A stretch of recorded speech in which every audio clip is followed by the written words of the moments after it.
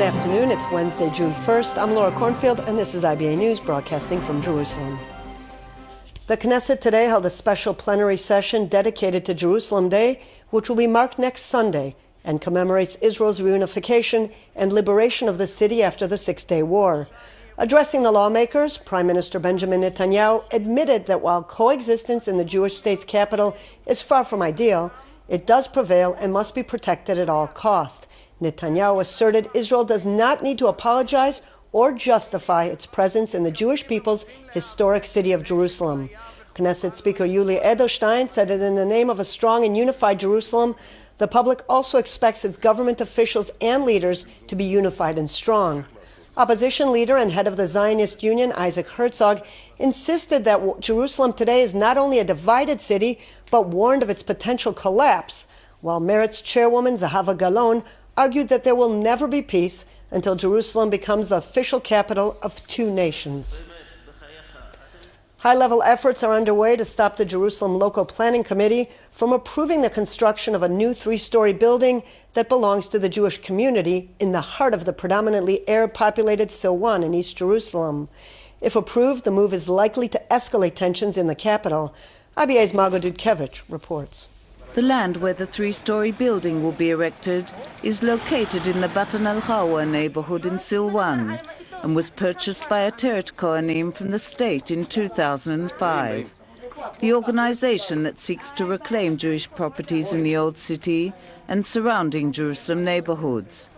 The plot is located next to Beit Yonatan, a 7-story apartment building that 11 Jewish families moved into in 2004, leading to violent clashes between security forces and local Arab families living in the densely populated neighborhood. Peace Now blasted the government and called to refrain from granting approval of the building, claiming it was sold without tender together with 3 other lots in the same area. While Prime Minister Benjamin Netanyahu and Defense Minister Avigdor Lieberman called to support a two-state solution, approving the construction of more Jewish homes in the neighborhood will make future compromises more difficult, the organization said. The non-governmental organization Ir Amim also criticized the planned construction, saying it poses a threat to the Arab population. The neighborhood of Silwan, known as Shiloach in Hebrew, was used as a staging area for Jewish pilgrims in the biblical times, where the pools were used to wash and purify those ascending the great staircase to the Temple Mount. It was inhabited by Yemenite Jews in the 1880s. During the 1936 to 1939 Arab Revolt, the Jewish families were evacuated from the area. Approving the construction of the building comes on the eve of the holy Muslim month of Ramadan, and at a time when efforts are underway to restore calm to Israel's capital city and not ignite the region. Margot Dudkevich, IBA News. The Jerusalem municipality has ordered the Waqf to stop its construction work in the Temple Mount compound at the instruction of Prime Minister Benjamin Netanyahu. The Waqf sought to build additional restrooms to accommodate the tens of thousands of Muslim worshippers expected to visit the Temple Mount during the Ramadan holiday. Netanyahu expressed concern that the construction of restrooms at the site threatens to destroy archaeological relics. He requested the warrant following a complaint by the Temple Mount Antiquities Authority, which expressed concern that the work may also damage the ancient structures of the Western Wall tunnels below.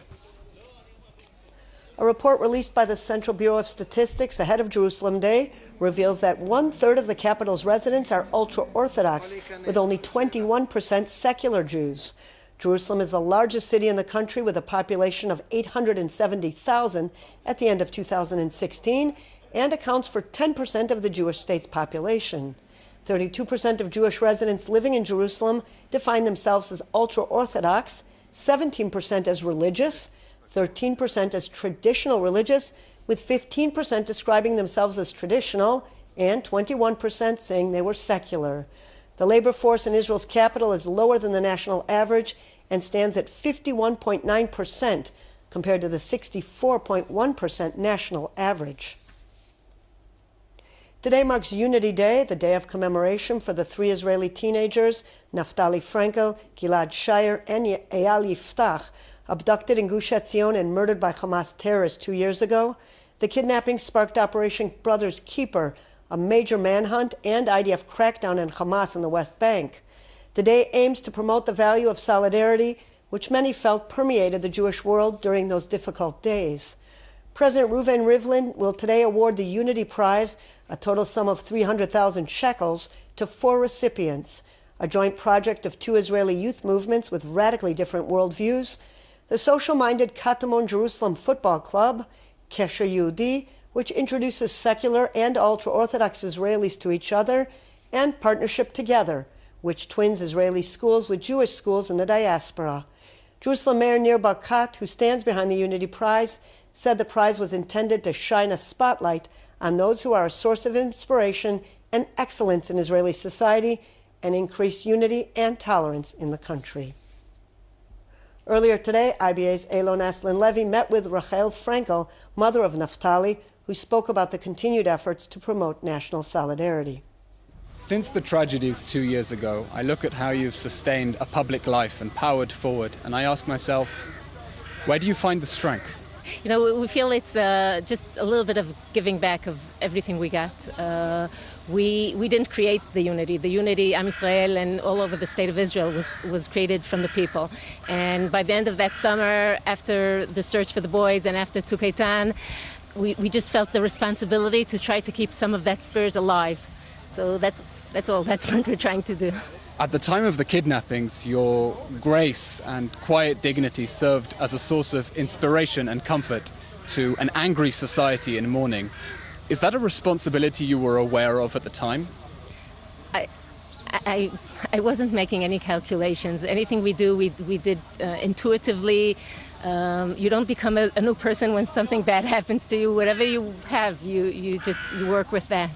Surrounding the kidnapping, Israeli society experienced a profound moment of unity, which you're trying to honor through Unity Day. To what extent is our society able to sustain that sense of unity and solidarity outside of moments of crisis? So, you know, the million-dollar question is, we're so good at emergencies, can we sustain some of that on the day-to-day life?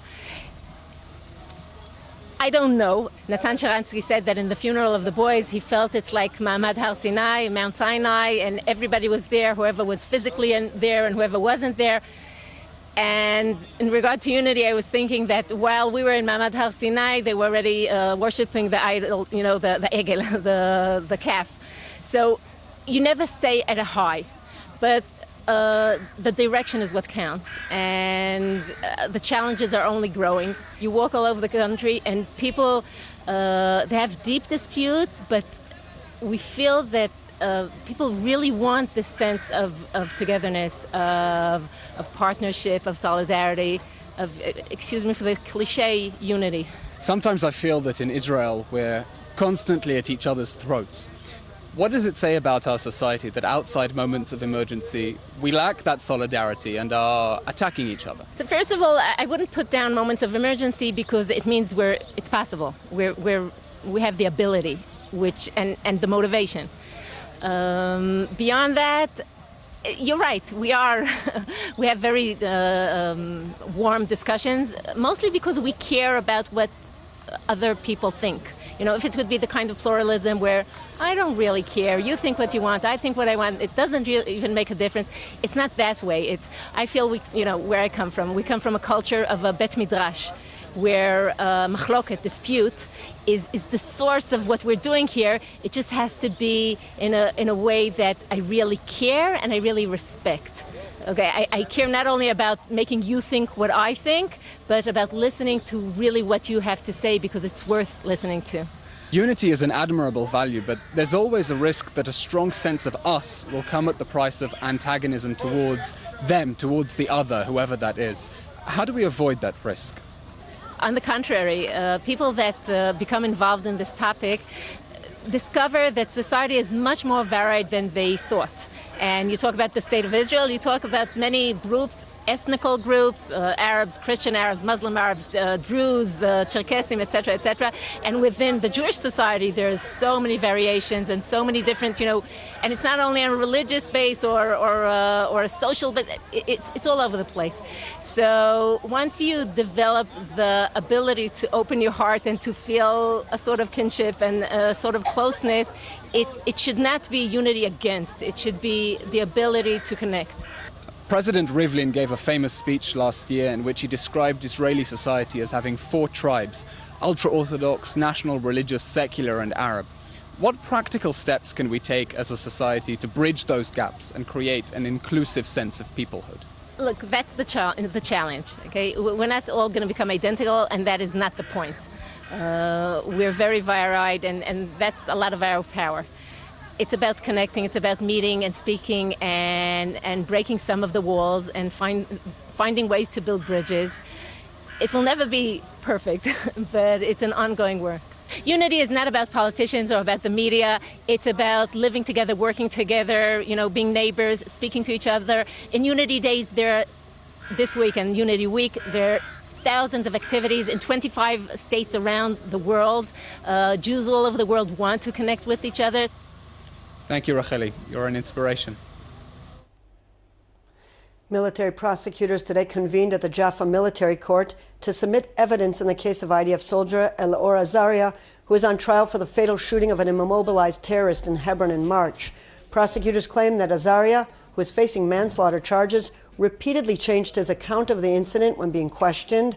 A witness called on behalf of the prosecution to testify revealed that Azaria sent a text message to his father following the incident, telling him that a fellow soldier had been injured by a knife-wielding terrorist, but that he had made sure to shoot the attacker while he was still alive. The chief prosecutor said that the soldier's claim that he shot the terrorist after he noticed he was reaching for a nearby knife was completely baseless and false. He presented new footage showing that the knife was not in the reach of the terrorist and that a different person was spotted kicking the knife in the direction of the neutralized terrorist. The Prime Minister's wife, Sarah Netanyahu, has once again been found guilty of abusive treatment of employees at the Prime Minister's residence. Guy Eliyahu, a former worker, will be compensated with a sum of 120,000 shekels after suffering emotional abuse from the Prime Minister's wife. The Jerusalem Labor Court ruled that Eliyahu was subjected to a hostile working environment that was hurtful, humiliating, and included unreasonable demands. In its ruling, judges concluded that Sarah Netanyahu instilled an atmosphere of fear during the period that Eliyahu worked at the residence. Netanyahu's lawyers said they intend to appeal what they called a biased and unjust decision. They added that the court case has been handled in a one-sided manner, and Mrs. Netanyahu was not allowed to bring witnesses that would have discredited the false and deceitful claims of Guy Eliyahu. Rabbi Jonathan Sacks, the former chief rabbi of England and acclaimed author of dozens of books, arrived in Israel for the launching of his latest publication, Not in the Name of God, which tackles the thorny issue of violence committed in the name of religion. Rabbi Sacks sat down with Israel Television's Or Nahari and explained that while religion is definitely part of the problem, it must also be an integral part of the solution. One thing is absolutely clear, that the West did not expect this. They thought we're in a process of becoming more and more secular. And Europe, for instance, is very secular. So they really didn't expect violence to come from religion in the 21st century. And 9/11 came as a huge surprise, and the West still hasn't worked out a way to deal with it. And it became very clear to me that if we see religion as part of the problem, religion has to be part of the solution. It must not go unchallenged that you're allowed to commit violence in God's name. Yes, but still, you're not allowed to, but people do it. Sure. They do. Perhaps hundreds of millions of people in Islam see their way, see this dictum from Allah as telling them to do it exactly in the name of the God. What I've tried to show is that first Jews, then Christians, and now Muslims learn over time that if we apply texts directly, without interpretation, to the present, texts that may have been written 1,000, 3,000 years ago, the result is that we begin by trying to kill our enemies, but the end result is we kill our friends. Today, most victims of radical Islam are Muslim. And therefore, somebody has to register a religious protest and say, yes, we have the same violent texts in Judaism. There are violent texts in Christianity. And this is what Judaism did with these texts. They had a Torah She'ba'al Peh, an oral tradition, and they reinterpreted them, and Judaism became, by and large, a peaceful religion which only fought in self-defense. Christians fought their fellow Christians throughout Europe in the 16th and 17th centuries. We've forgotten about this, but 400 years ago, what's happening today in Islam was happening within Christianity. Every time we see the famous slogan, Islam is a peace-loving religion. Do you accept it? No, I think Islam is a religion in which jihad is pretty central. But Islam has in the past proved capable of developing very open and moderate regimes by the standards of the time. Al-Andalus in Spain for several centuries was the most tolerant society of its time.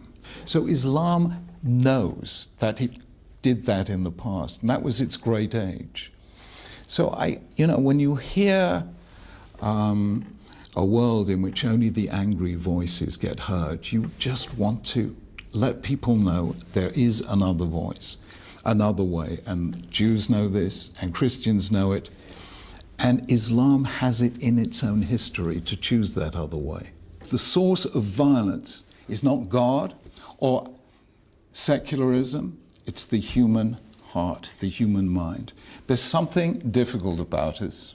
We've known that from the beginning, and there's no way of avoiding it. Religions by nature are not permissive.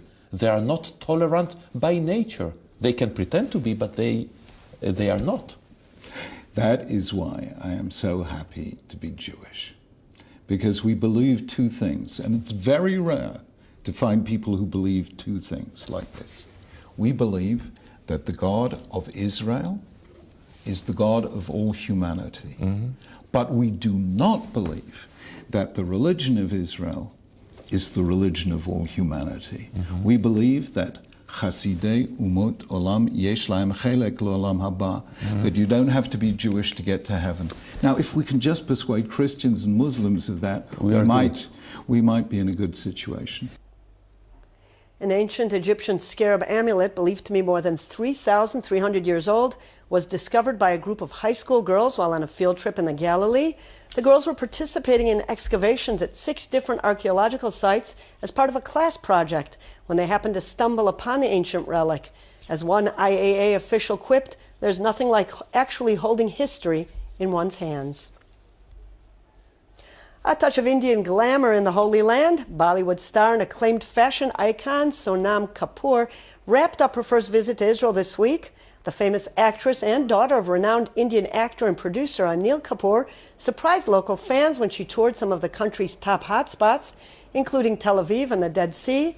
Kapoor arrived in Israel as a guest of the tourism ministry. During her visit to Jerusalem's Old City, Kapoor toured the Church of the Holy Sepulchre and placed a note between the stones of the Western Wall. I did not expect people to know me at all here, and it was very heartening to see that there are people who recognize me and follow me all over the world, especially in a city like Jerusalem. I wanted to experience the culture, and I wanted to experience a place which has something very, very new and something very, very old, which is a lot like India, but also very foreign. So. In money matters, shares were mixed on the Tel Aviv Stock Exchange, while the shekel was mixed in foreign currency trading. Here are the numbers.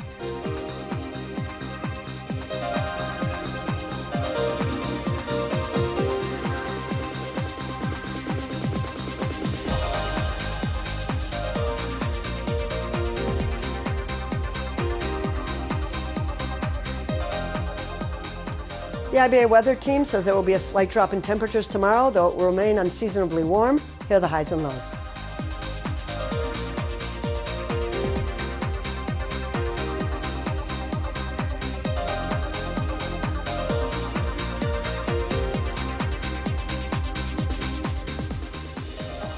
And that's all for this evening. Eilon Aslan Levy will be with you tomorrow at this same time.